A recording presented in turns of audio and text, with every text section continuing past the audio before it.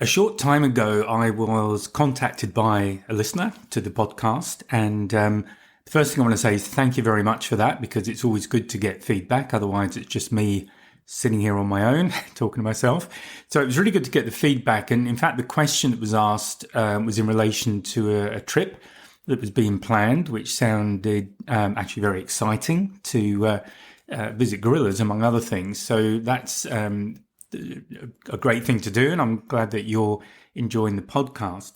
Now, the question that was raised, though, was about protecting your camera gear, and this is something that I've touched on as part of other podcasts, but I thought I would do a specific podcast to talk about protecting your gear and what you can do. So the kind of protection that you will need obviously depends upon where you're going to go and the kind of environment that you're taking your gear into. But for most of us, certainly financially, once we get into photography, we tend to start spending a lot more money on gear. And in fact, if you were listening to me chatting to Colin in a couple of podcasts ago, we were actually joking about the kind of money we spend on camera gear, but it is a significant factor. So you definitely want to protect your investment. And while you can get insurance, and you can get specific camera insurance, your home insurance might even cover your camera while you're away, or you've got travel insurance. You have all of those options. It is certainly a major inconvenience if you do have to replace gear on insurance, and if your gear gets damaged while you're away or while you've taken a lot of photographs, you might lose what you've taken already. That's not a place you want to go to. So with prevention being better than cure, I thought I'd just talk about a few things that I think about and steps I've taken to protect my gear.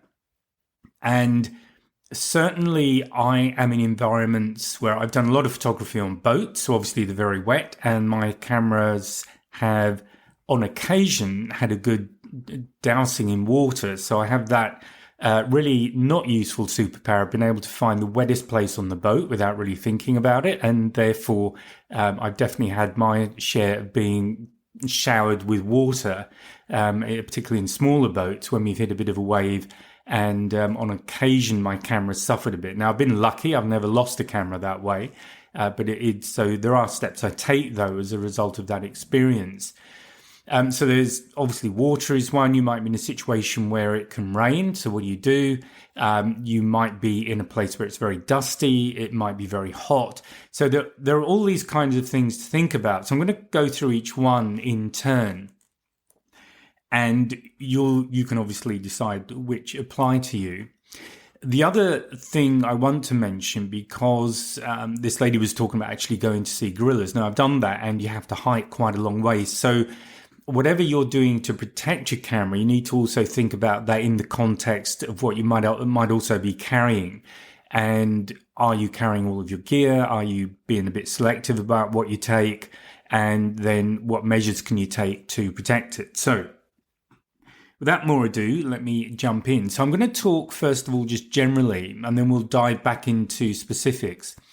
So one of the things I've done for a very long time is to use a UV filter and just screw that into the front of the lens, because, as I've said regularly, your lenses can end up being the most expensive part as a component of your photographic kit. If you're been using DSLR a while, or if you've moved into mirrorless, it's certainly very easy to spend a lot of money on the lens. And what you don't want to do is scratch it, and certainly scratch the lens itself, because you're either looking at a very expensive repair, or you're looking at replacing the lens. Either way, it's not a place you want to go. So I use a UV filter.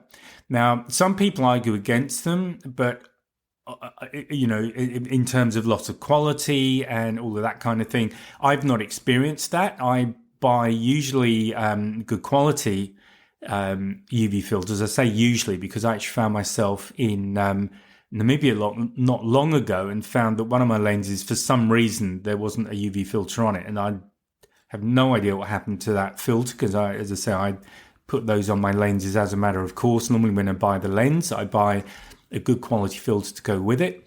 So I just had to sort of run around because I only had a morning because I was heading off up country later that day, and I was lucky enough to find a store that had a decent UV filter. But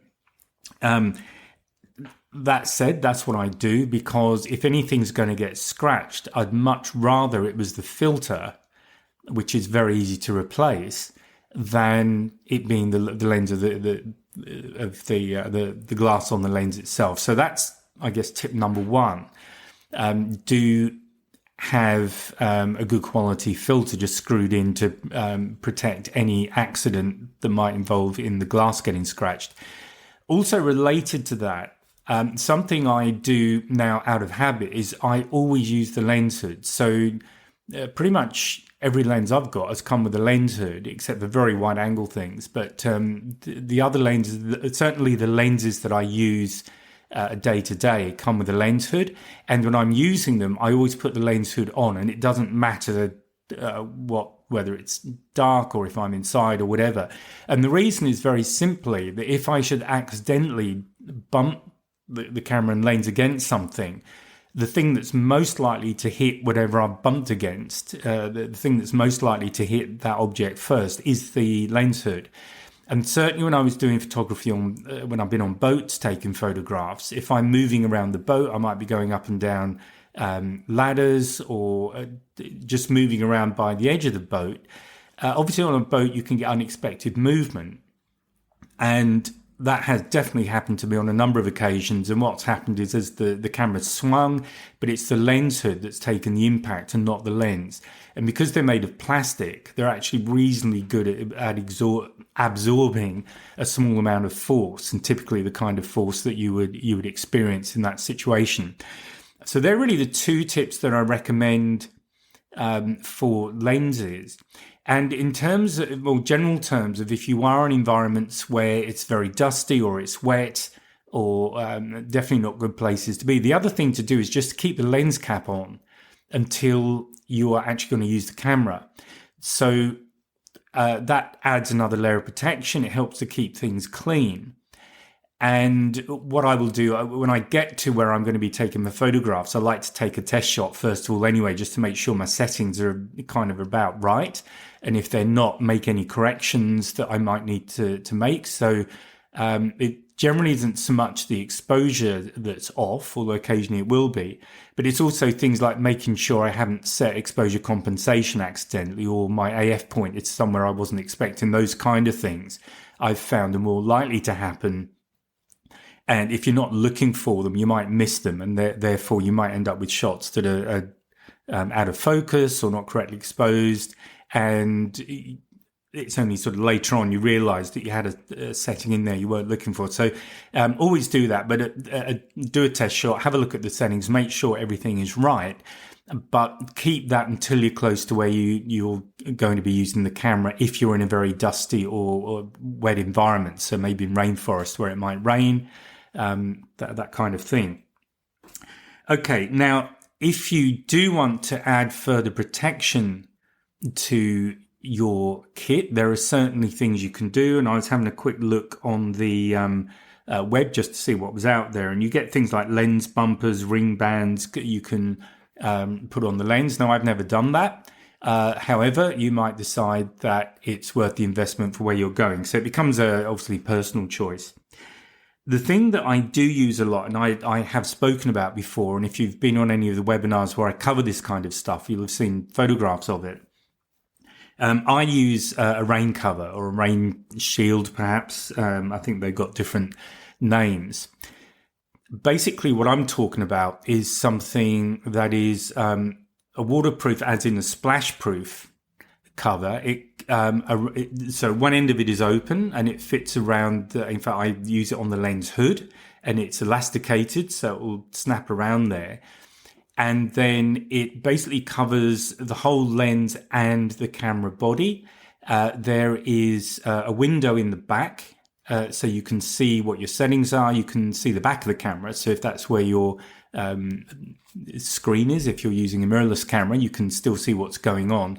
And you can put your hands, there are sort of open ends either side, so you can get your hands around the camera and make adjustments while your hands and the camera itself are all covered by this cover. So I use one from Aquatech. There are others out there.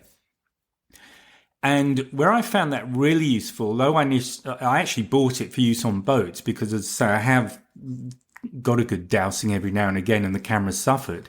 So I sort of primarily bought it for that. But in fact, where I've used it most is in the offset environment where it's been very dusty. And the reason that I used it is a few years ago, I was taking some photographs in Tanzania. Now, luckily, this was at the end of the trip. I've gone over there to climb Kilimanjaro and had done all of that. And I'll talk about aspects of that actually, because there are aspects of things to think about in that environment, which was particularly cold.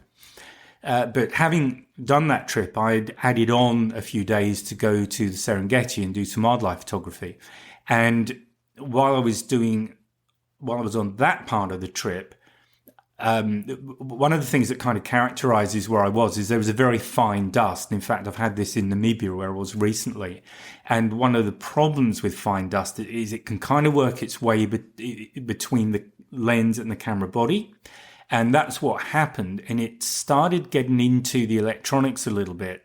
And I was getting ready to take photographs, and instead of being able to take photographs, I had an error message come up on the display on the back of the camera. So this is on one of my Canons, and it came up with a communications error between the camera and the lens. So I had to take a chance basically and take the lens off, clean the contacts on both the camera body and the lens, put everything back together again, trying to, I created a sort of cover with my rain jacket that I had with me, luckily, so I could limit the amount of dust where I was doing this. And I did get the camera to work, but the fault kept reoccurring. And luckily, I was able to take the photographs that I wanted to take. But I was constantly having to do this, and fortunately it only happened on the final day of the trip, and then I had the camera and lens stripped down and cleaned when I got back to Sydney, where I was living at the time.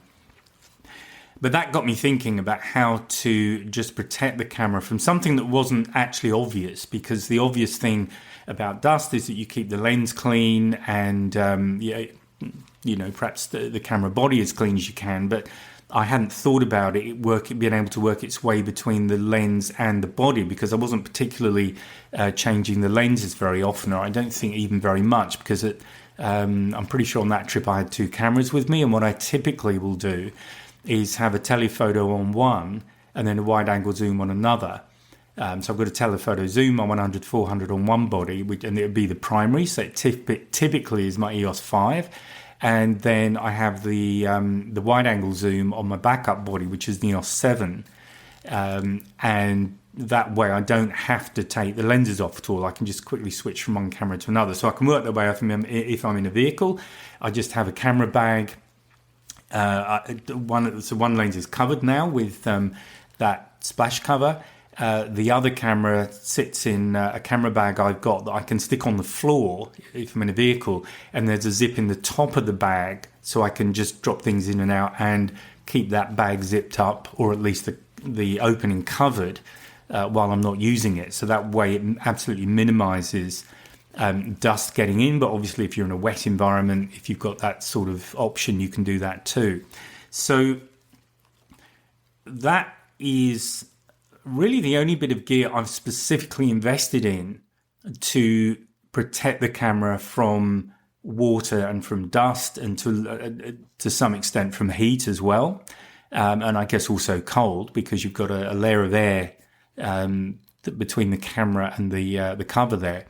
So it is something worth thinking about, though, and they're not that expensive to buy if you start looking at what you would pay for lenses and bodies and that sort of stuff, and what it costs to have a lens or a body or both cleaned and serviced. That can get quite expensive too.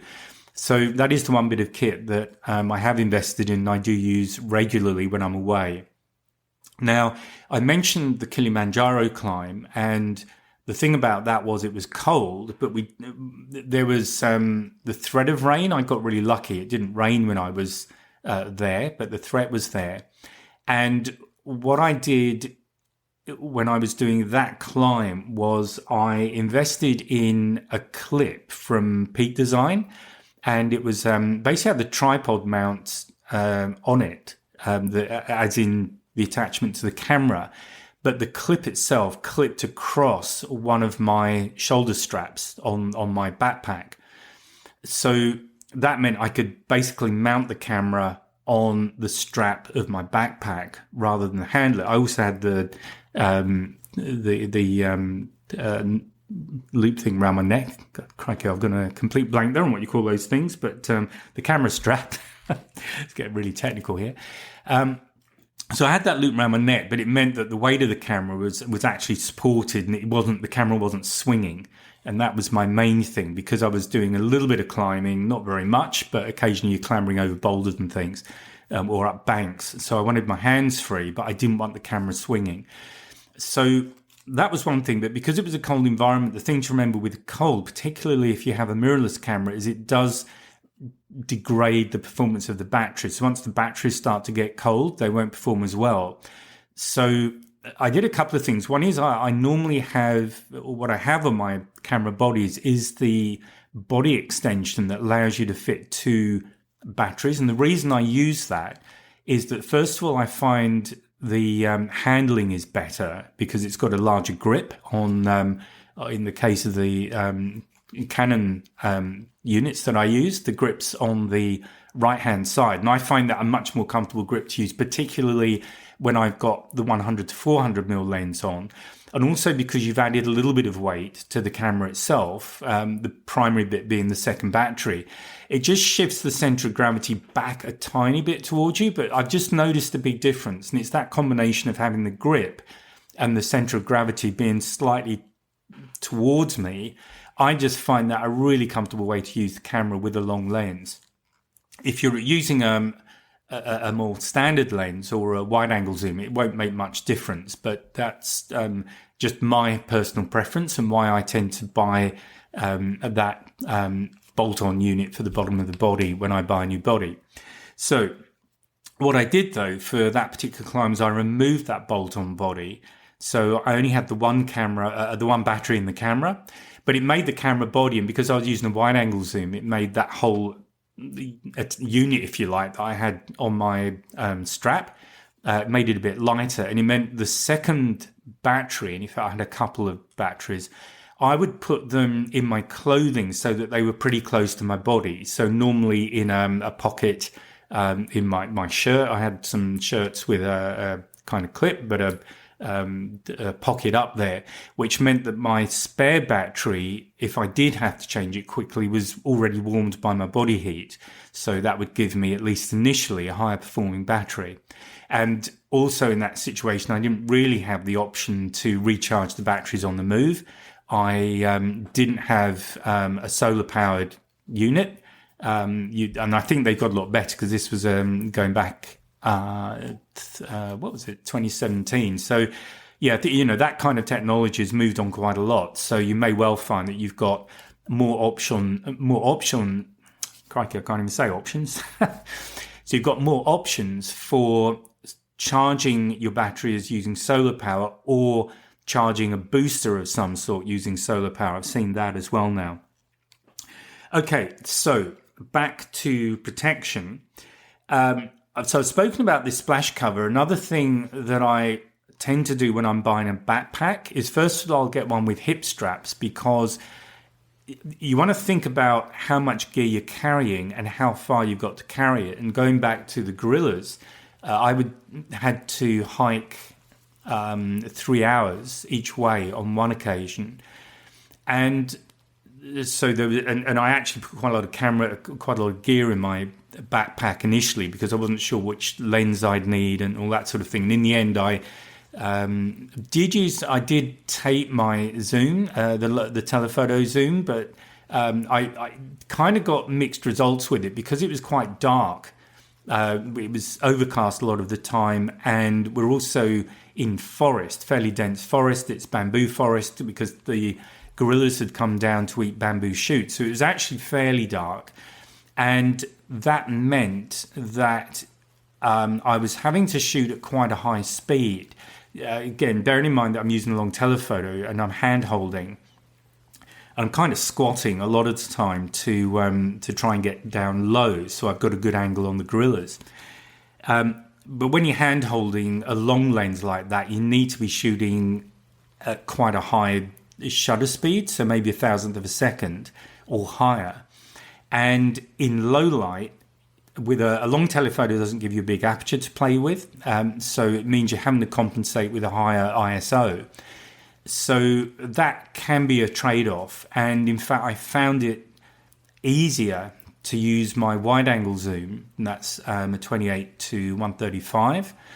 And that could get me in a little bit closer. I'm using the Canon EOS 5 DS, so I've got a big RAW file to work with as well. So although my optical zoom was limited by the zoom lens I was using, I've still got digital zoom I can use in post-processing.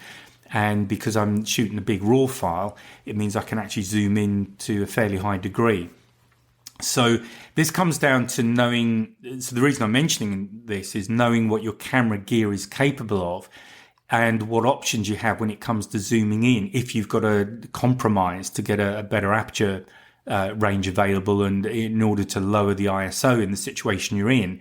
Again, practice with your camera gear and get to know what you can do with it. So this is an important aspect of knowing your gear and why you need to be, practice as much as you can before you go. So using that wide angle lens, that made what I was carrying a bit lighter if I didn't take my big lens. But you do need to think about how far you're carrying things. So that's tip number one on camera bags. Use one that's got hip straps because that way the weight is on your hips and not on your back and your shoulders. And that's much more comfortable, particularly if you're having to hike over a long distance. The other thing to look out for on the bag is to see if it's got a rain cover. So this is usually a plastic cover that is in a compartment on the bottom of the bag, and basically you unzip it, it's elasticated, and it will pull right over the top of the camera bag. Now, what I've found with these is they don't always work terribly well with the camera straps, so you've got to kind of find a way of carrying it where the rain cover part is still covering the bag. But having said that, it's a great way if you're in heavy rain to just protect your bag and your camera gear and everything that's in it. Now, another option that you have, and something that I do because I've got a waterproof jacket that is, I'll keep wanting to say Kevlar on this stuff and it will come back to me, but it's basically a breathable material. And the reason that I recommend that is that I've used plastic raincoats. And if it's warm or you're moving a lot, what tends to happen is condensation from your body that you're giving up through sweat and all of that. It will condense on the inside of the jacket and you can have water running down your arms. I've actually had that in training. So get a good quality raincoat if you can, one that's breathable. And I almost had what the stuff was called there. It'll come back. And the thing about that being a little bit big, and I deliberately bought a bigger jacket because I'd actually bought it to Kilimanjaro, so I knew I'd have several layers underneath. But the benefit of that is I can quickly unzip it and just throw my camera inside the jacket and then zip it up again. So in worst case scenario, if you haven't got any specialized water protection, if you've got a reasonable waterproof jacket, which you probably want to carry with you anyway, if you're in a situation where you might have to deal with heavy rain, just for your own comfort as well as anything else, just pop the camera in there. And if the camera's on a strap around your neck, it's very easy to do. Okay, I mean, other things you can think about. If you have gear in a bag and you're worried about condensation, you can use one of those silica gel desiccant things that work for dehumidifier. They'll absorb moisture, particularly if you're going in and out of hot and cold and it's quite humid. So you may well get a situation where you have condensation. So you can think about that. You can wrap your camera in a towel or a small face cloth, something like that, to protect it, and again protect it from changes in humidity and temperatures. So there are sort of hacks you can do to get around there. And also, if you're in the heat, look at shade options. What options do you have? Because you probably, look, most cameras I think these days will handle quite a lot of heat, but on the whole, they're black, so they will tend to absorb heat and not reflect it. Again, using the splash cover, I found that's actually really good for reflecting heat. My one's a kind of light grey, so that works quite well, and it creates some level of shade. But you need to think about just protecting your gear and keeping it out of extremes of heat and cold, and you're going to have to think about the best way to handle that in the situation you're in. Okay, so those are really the main tips I think I have for protecting your gear wherever you go. And as part of the planning process, it is something that I've spoken about before and that you definitely need to think about. So you need to think about the kind of conditions that you and your camera gear are going to be in. Is it going to be very hot, very cold? Is it going to be very wet, very dusty? And what are the steps you can take to protect your gear? What can you do with what you already have? Because I'm not a big believer in investing in additional things unnecessarily. And I don't do it very often. I find with standard, what you get with the camera in most cases is good enough if you think about what you're doing to protect it. If not, you can come up with other just solutions using what you've got on you. So it might be like using your rain jacket to just pop your camera inside your rain jacket to keep it dry. If there's a heavy downpour, it can also keep it out of the dust. You probably have a camera bag anyway, but do give some thought, or if you haven't got one, give some thought into what you're buying. So hip straps and certainly a rain cover are useful things to have in the camera bag. And other than that, just invest in things that you would use day to day anyway, like a UV filter on the end of the lens. So I do that with all of my lenses, and I don't see any loss in quality at all. I've seen some people will say that's what happens. It's not been my experience. Okay, so that is it for this one. I hope you found that useful, and wherever you go and enjoy, and make sure you're comfortable too. You want to be as comfortable as possible. You don't want to go and see something like gorillas and kind of half enjoy it because you're in such a lot of pain from having to carry a really heavy bag on your shoulders.